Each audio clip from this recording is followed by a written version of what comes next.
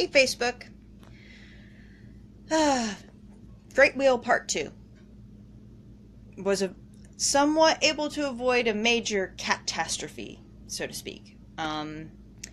Jasper wasn't feeling that well. He lost dinner. Sort of had to get that cleaned up here really quick. But other than that, gonna go over more of the mechanics of the Great Wheel that I bought that you sort of saw on the first video. So, let me just flip this around here. Allow me to. There we go. Alright. So we'll go back. So I watched my other video here, and I guess the other portion I didn't get to explain was the whole idea of the walking wheel. So you're supposed to be spinning the fiber with your left hand here and pulling and drafting it back as you're moving the wheel with your right hand. And as you're doing that, you walk backwards away from your spindle. And as you're walking away, you're pulling the fibers. And I was able to kind of do this a few times. Basically, I'm going to get back as far as I can. I got to about, this is where my front door is. So I ended up getting about just past the wheel, maybe like 12 inches or so, before I really needed to reel in my drafted amount of yarn, put it back onto the wheel. So when you get to that point and you're done twisting, you move over the yarn that would be in your left hand here. You would kind of pull it over to the right hand side closer to your wheel and continue to spin it, and it would draw you back in like a yo-yo. So then you would draft a new piece after you were able to get most of it put back on about 4 or 5 inches away from your spindle. Then you would draft out more of the fiber that's in your left hand, and you would pull it backwards again and work your way back as you're spinning the wheel with your right hand. So that's why it's a walking wheel. You're literally walking back and forth as you're drafting the yarn on and spinning new yarn with your left hand. So I really look forward to trying not just wool with this, even though it's designed for wool. I'm wondering if I can try other natural plant fibers that are out there. I received a really awesome video from Eilish O'Donovan in regards to stinging nettles and the fibers on the inside of those actually being workable to make a fabric almost like linen. So there's all sorts of neat things out there. I'll have to see the age of a lot of the different kind of plant fibers that are out there.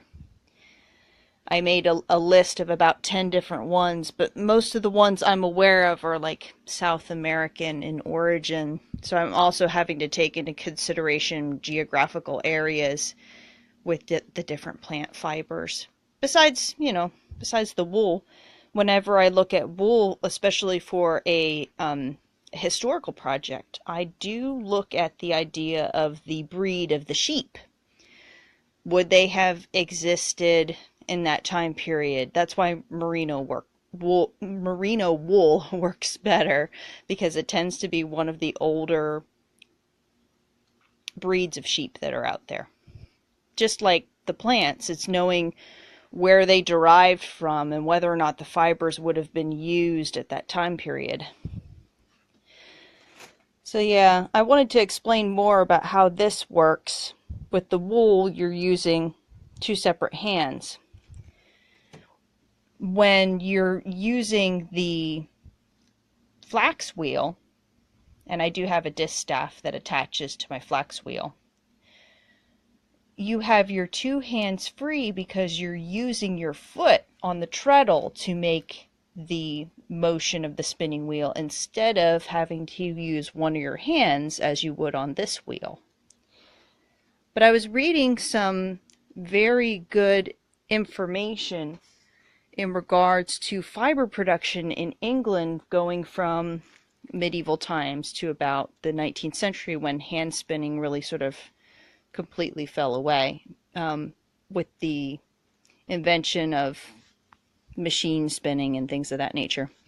They really continued to use the great wheel all the way into the 19th century. That's why a lot of them still survived. You could draft a stronger, thicker amount of yarn on the great wheel, and a certain amount of consistency, so to speak. It depended on who was doing the work. A lot of the spinning in the time period, you didn't make a lot of money doing it, which is really sad, because it makes me always wonder what the quality of the fabric would have been if you didn't have spinners making good quality threads in order to make your weaving decent. Having, spun and also have a loom now too, it really makes you think about, from start to finish, you're wanting to create a wonderfully consistent sort of product, and yet historically it wasn't consistent, it wasn't perfect, there wasn't that consistency to quality back then as there used to be to now, is what I was reading, which is very fascinating. I think that's why there was such a disdain for homespun yarn, because in order to sell the bundle to a weaver, everybody had to be working on it for quite some time. So you could have thick pieces, you could have thin pieces.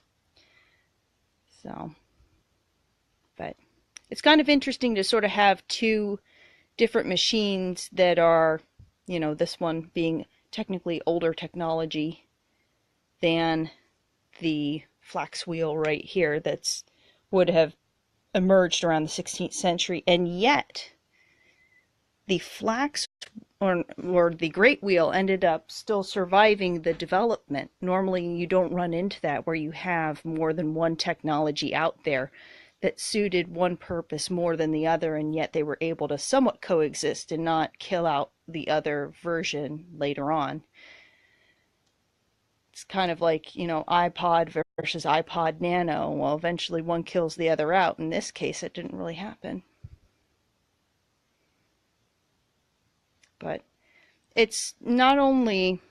What I like about the wheels in general is they aren't just pieces of furniture. You could definitely have it sit around, and look lovely as it is. I just like the fact that I can actually use them and make things with them, and eventually have something pretty awesome. You have a piece of fabric or this, that, and the other, or you made yourself some sort of scarf and whatnot from yarn that you've spun. It's a one-of-a-kind sort of situation right there. But with my new wheel, I am definitely going to have to get more wool, because right now, that little white tub down at the bottom, that's pretty much all the wool that I have, other than having to cart up a whole bunch of clean stuff that I have in a box in my shed, which is safely all packed away and dry.